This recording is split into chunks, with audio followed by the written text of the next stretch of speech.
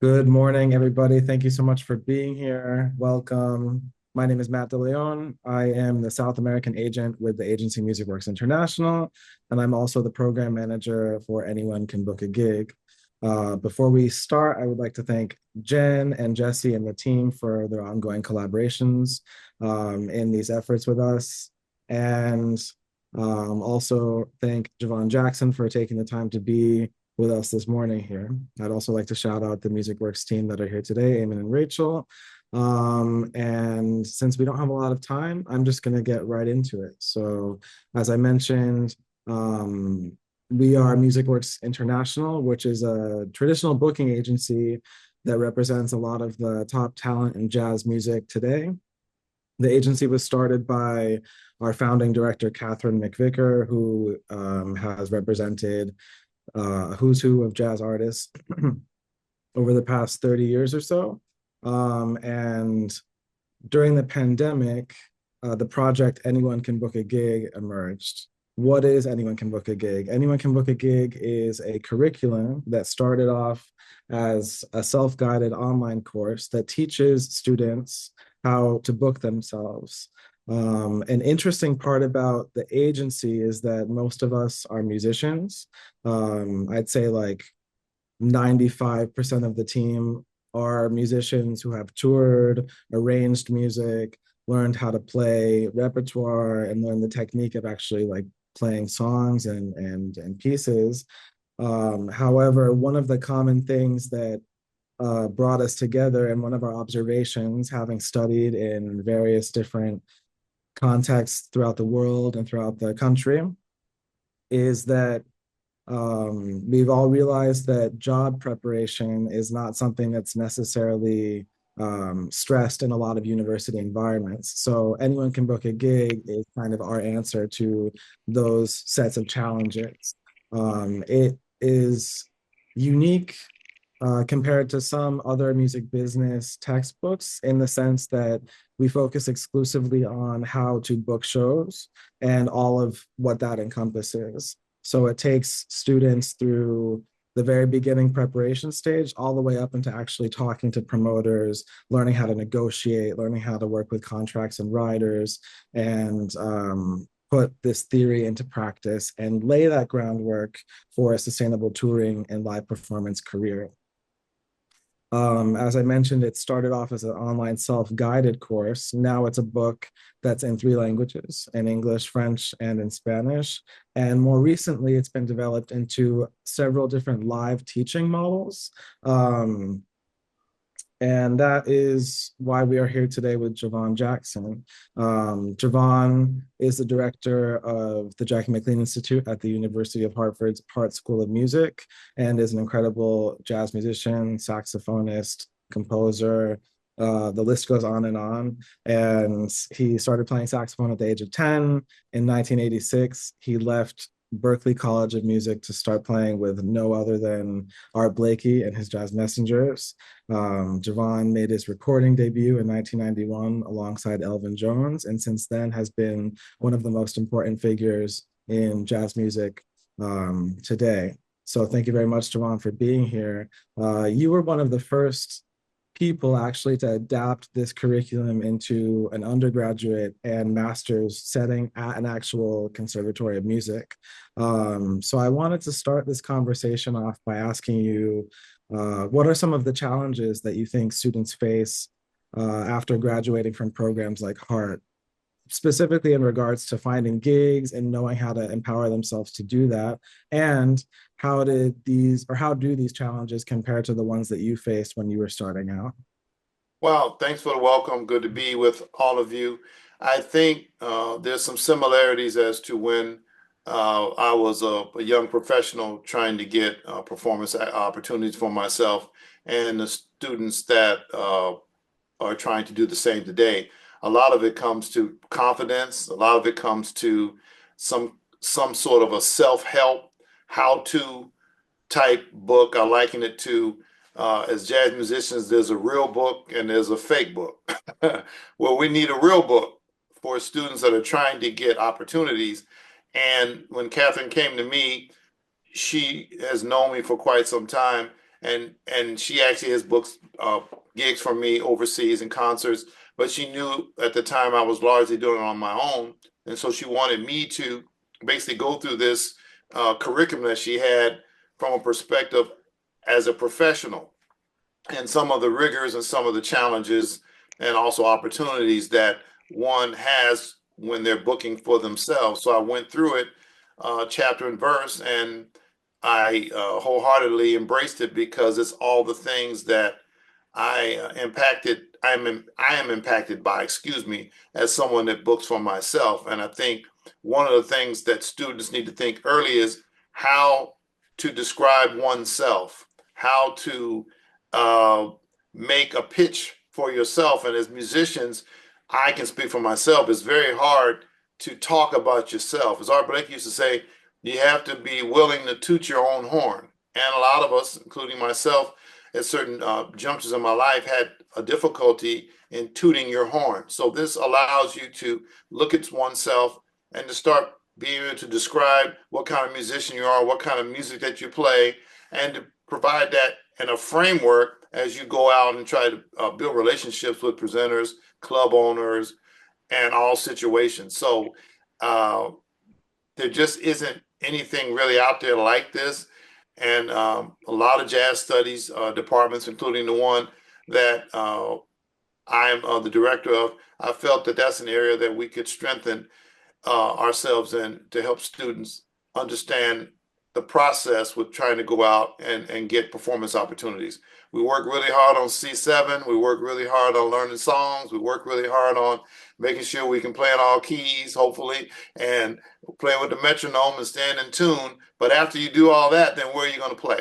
And so this provides a really comprehensive a manual or a book now to help students. So I went through it. Actually, at that time, there was an undergraduate student that I suggested go through the workbook as well, and he went through it, and now he's since been a graduate and uses the strategies. So you can't lose if you buy the book, and if you get one gig, it's paid for itself. Or if you get the book and you learn how to now navigate with your group, how to negotiate with a promoter, and you're able to get yourself an extra 10 cents.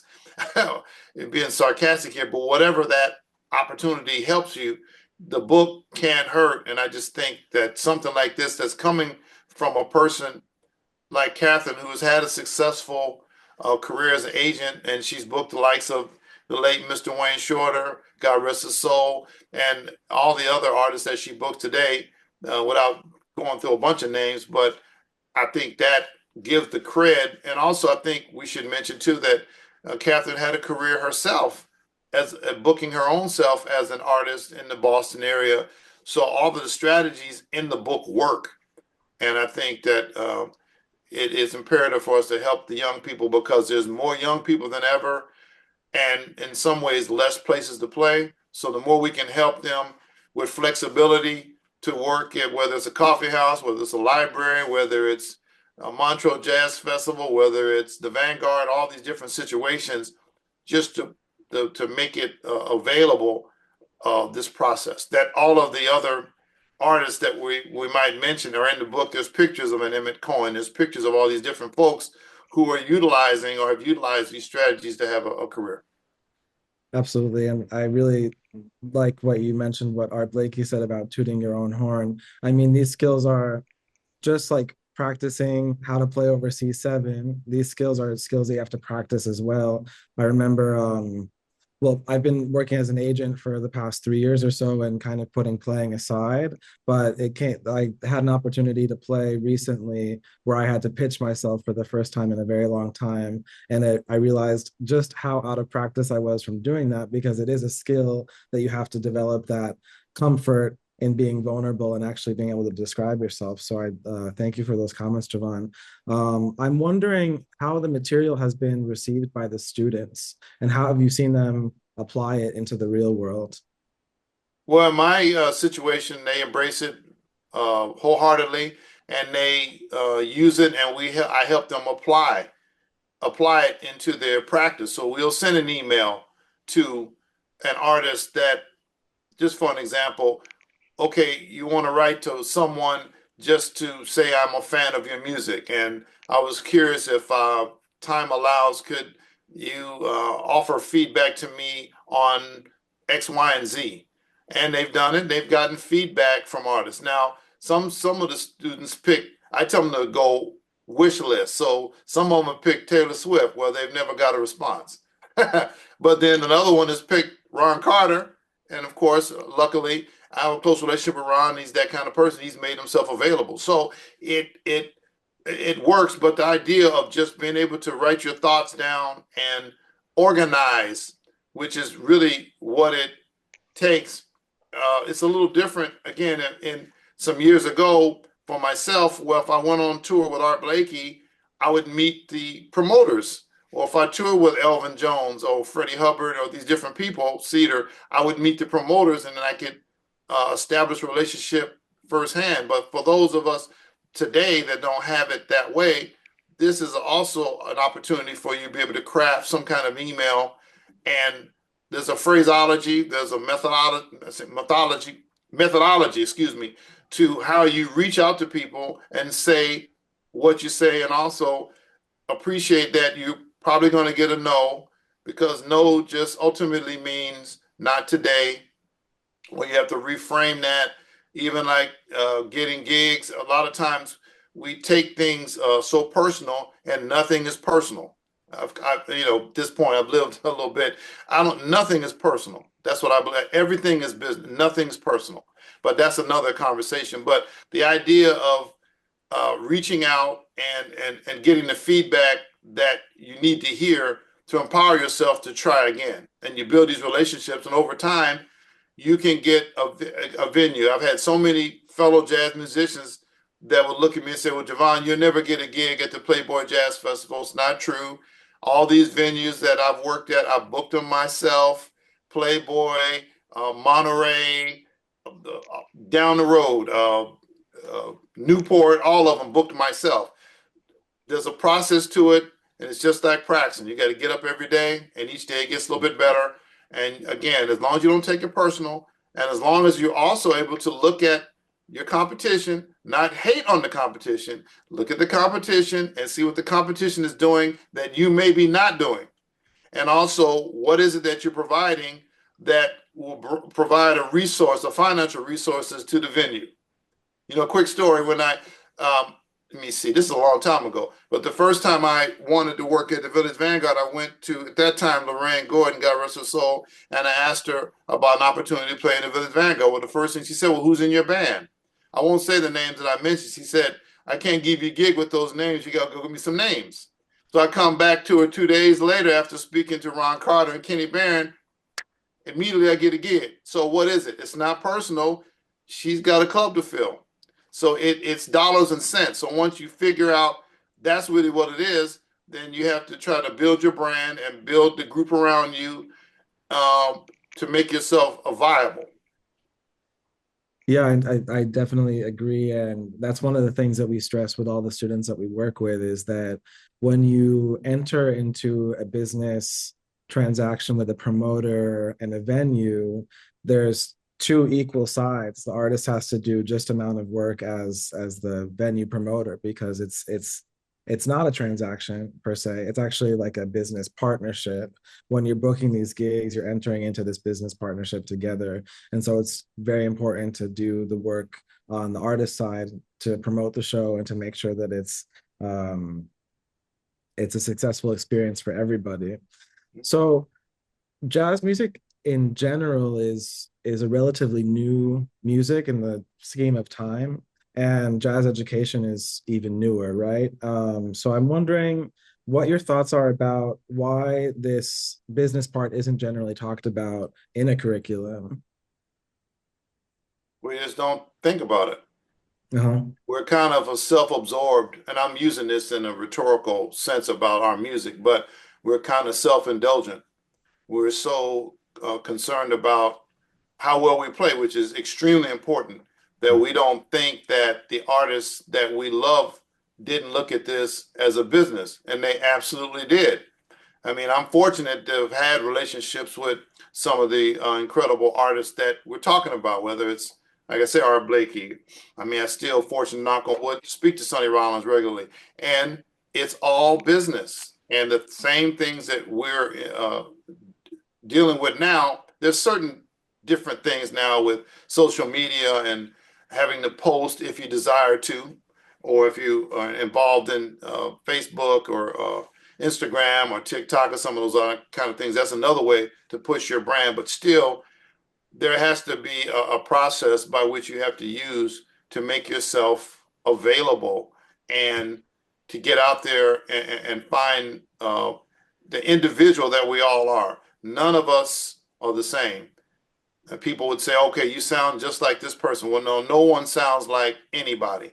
No one sounds like Clifford Brown. No one sounds like Ornette Coleman. No one sounds like Sonny Rollins. We might come from those people, but the quicker we can, number one, find a way to be happy with ourselves. So you have to be able to look in the mirror and like what you see. And I'm saying that because I'm an individual that for a long time would listen and didn't like what I heard, because I'm always trying to compare it to all of my heroes of yesteryear, Dime Bias, or, you know what I mean, Coleman Hawkins, and all these incredible artists. Well, and you're putting yourself to that standard of a John William Coltrane and all that kind of stuff. It deters from what you actually bring to the table. Bring that to the table and start from that place, and then just to develop. So I'm trying to get the students just to feel like, go to your pitch with, here's what I am trying to bring.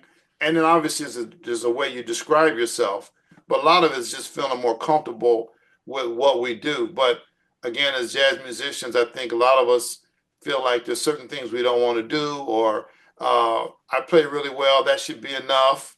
And no, it's not enough. Playing really good is not enough.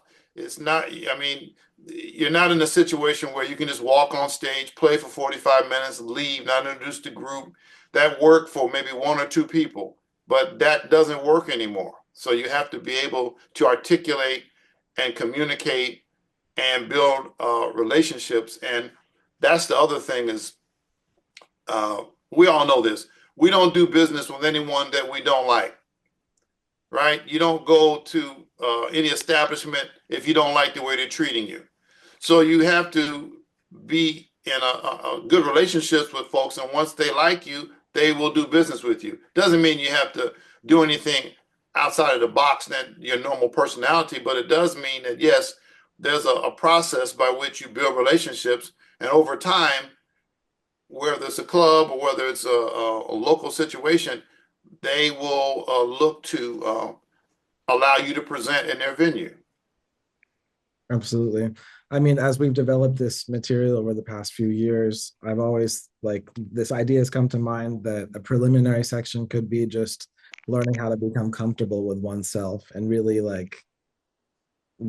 just learning how to embrace their sound and also embrace these words and feel comfortable using them, and how to articulate to different people. I mean, real quickly, it's a tough balance between artistry and commerce. Mm-hmm. Right? It's a hard thing. Well, I've been practicing these devices and practicing my songs, and I just want to come out and just play and just throw all the money on the floor for me.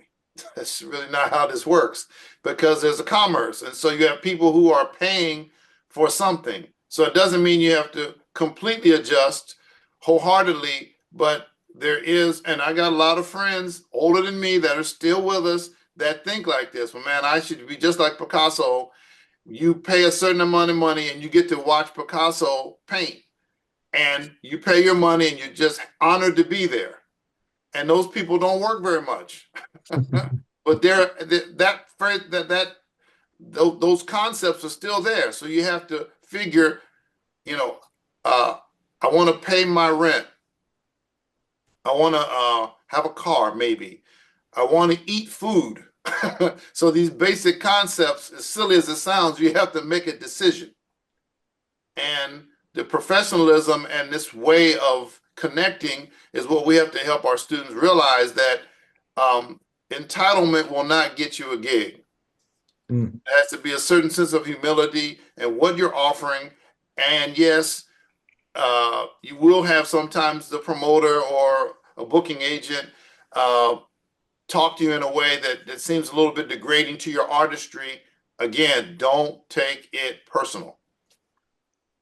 It's all business, and there's that balance, like you were mentioning, between the artistry and the commerce. And I think that's for all of us on the call, probably, and just everyone trying to further their career. It's a delicate balance, and it's something that also requires quite a bit of practice in just being able to balance the two. Speaking of balance, I'm wondering if you can talk about your experience teaching this material to the students and what that's been like for you, and balancing that with the obvious theoretical and practical musical teachings that you give.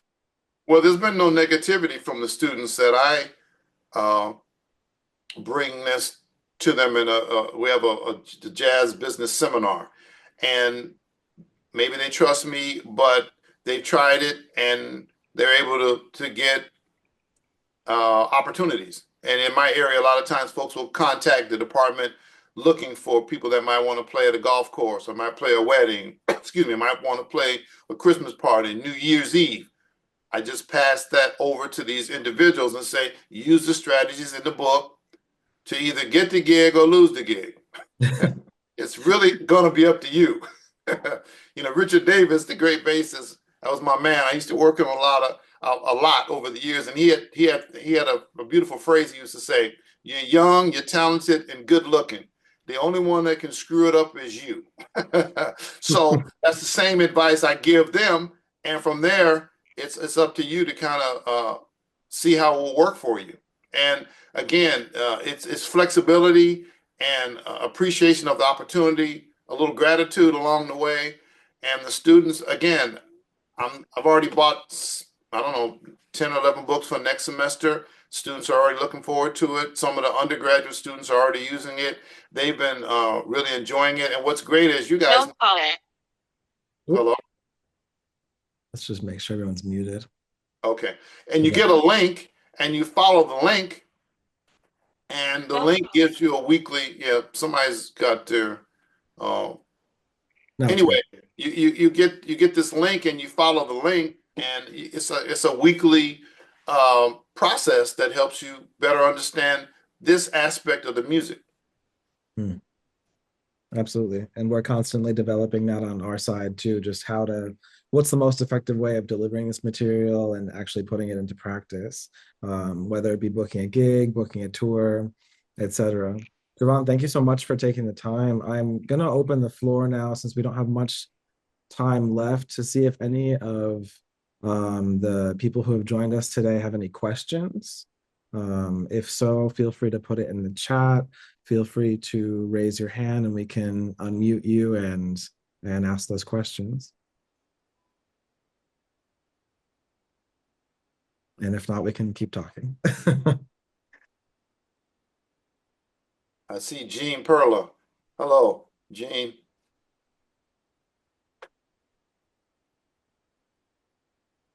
Hi. How you doing? I'm good. For those of you, maybe some of you know what I've been doing, but I'm a jazz bass player. Javon and I have both had the wonderful experience of playing with the greatest jazz drummer in the world, Elvin Jones. I've been teaching music business. First, I started at Lehigh University on Bethlehem, Pennsylvania, and I did that for about 20 years. And then I got called to take Jimmy Owens' place in New York at the New School for Jazz and Contemporary Music. So I've been teaching music business there since 2008. And a lot of what has been said so far, it's like, right on target. It's about business. That's what I try and instill in them. Yeah, you got to practice your instrument. Absolutely. You got to try and be the best you could possibly be, but you got to put food on the table. Yeah. Thanks, Gene. Yeah. Javon, you and I had a conversation yesterday, and you talked about how you played as a side person in your career with many, many different people, and that gave you access to agents and managers and people to learn this from very firsthand. And I really found that part of our conversation fascinating. So I'm wondering if you can speak a little bit about that too. I know things have changed quite a bit from back then, especially with the onset of technology and Instagram and all this stuff. But yeah, if you would just talk about that. Well, I grew up in Denver, Colorado, and in Denver there was a venue that would bring in musicians that would do what we call singles. And so as a teenager, I would meet various artists from Charlie Rouse to uh, Plas Johnson. I'm just mentioning the saxophones I remember I would meet in particular. But I met later Eddie Harris. And Eddie Harris and I became really good friends. He was my mentor. And what he taught me, he says, as you're out there touring with Art Blakey, don't be like the other jazz messengers that are going to sleep until 9 or 10 in the morning. Get up, go to the venue, get out there and meet some of the folks and get some cards, because later down the road, you're going to want to try to hopefully get a gig. So go out, introduce yourself, meet people. And he empowered me to do that. So over the years, as I started working with all these various artists, I would take the time to try to go up and say hello to these presenters or club owners, get their card. And then as I got recording opportunities, I could go back and pivot back. And so it really kind of started really from Eddie Harris, who was, and Gene, you probably knew Eddie. He was a business maniac. He was an incredible musician, but he had an incredible business sense. And so what we're talking about is it's not that every jazz musician necessarily has this business sense and has this desire, but to those that desire it, it's even those that don't have it, it's almost imperative that you have some kind of understanding of how the business works. Because again, it goes from loving it to having it be necessary to have a career in this business, as opposed to what my dad had was a job. He was a truck driver. That's a job. We have a career. But with the career, there's certain, and he's not, God rest his soul, he wasn't unhappy with what he did. He did what he did. But the career is something that is a little different, and it's a real gift, and it's a real privilege, as Elvin would say. It's an honor and a privilege. So you want to make sure that you're taking advantage of that.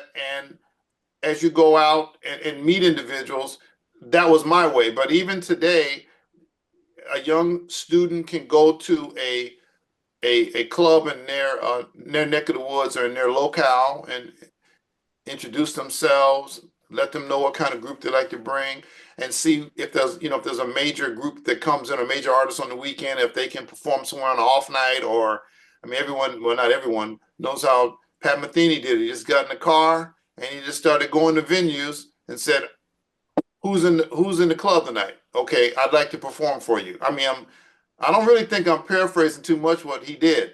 And so that kind of idea is how you have to do it. You have to be willing to step out there, just like we do as musicians. We step out there every day. We put ourselves out there. But it's very hard sometimes to speak for yourself and maybe to hear something that you don't want to hear.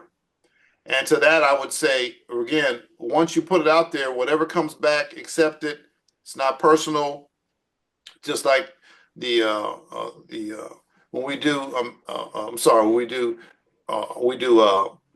CDs, and then we get the critics or the writers to let the world know what they think of what we do. But what they think of what I do is none of my business. You know what I mean? And so it took a long time for me to realize that's really none of my business. I hope they appreciate it and I hope they like it, but what they think is none of my business. That's what makes it be business, because they have something they want to say. That's well and that's good, but it doesn't necessarily speak to what my desire was to record it, what my impetus, what all of the energy that you put into something like this. Sometimes it just doesn't come back the same way. So if you can remember that it's just not personal. That's the biggest thing through this whole process of anyone can book a gig, is that it's a business opportunity and it should be treated as such. Mhm. And I think it incorporates some sort of surrender too, because like, you put all you can into your artistic proposal and recording and being as authentic as possible. And if it works for the promoter, it works. And if it doesn't, it doesn't. And that's okay, because it's all just like redirection to where you fit in most authentically. So That's a great point. No one bats 1,000. yeah. So, you know, great as Willie Mays is, he didn't hit a home run every time he swung the bat. So there's going to be times you're going to strike out. That's just part of it. So I look at it like this: if you reach out to 5 to 8 people a day, which I used to do that one before I started here at the university when I had the time. If you reach out 5 to 10 a day, okay, let's say 5 times 5 for 5 days a week. If you take a break on the weekend, that's 25. So say if you reach out really strong with those 25, if you get a third of those, that's 5. Mhm. That's actually pretty good if you're able to get 5. And so you keep that process up for the next 20, 30 years, and that's how it works. And to tie it back to what you said at the very beginning of the call too, I think it's about just getting up the next day and doing it all over again and keeping that consistent process to just see where it lands. But what you can do to show yourself that or to increase the odds is learn these types of skills and practice them and just repeat it, tweak when you need to, and just keep going. You know, Larry Golding's a good friend of mine. I haven't seen him in some time, but when James Brown, a long time ago, put a group back together, Maceo called Larry and asked him if he wanted to play with James Brown, and Larry said, "Sure, I do." And Maceo said, "Can you play a D7?" He said, "Of course." He said, "All night?" So my point is, are you prepared to get up and do this for the next 25, 30 years, or whatever that process is, how long you want to have this career? That's the $1,000,000 question. And those that are willing to get up every day and do this will have the success that they want. But it's all as an individual sees it or how they think it. Absolutely. Well, we are right about at that time. Javon, thank you so much for taking the time and being with us this morning. I just wanted to let everybody know that we will be at Gen in New Orleans in just over a month. So we will have our booth and we'll be 3 team members strong at the conference. So feel free to come talk to us. It'll be really nice to meet everybody in person and get to know one another. So thank you so much for being here. Gene, did you have a question? Yeah, no, just what I've been doing the last few years is stage managing the pro stage at Gen. I'm going to be doing it again this year. So, Javon, let's hook up, man.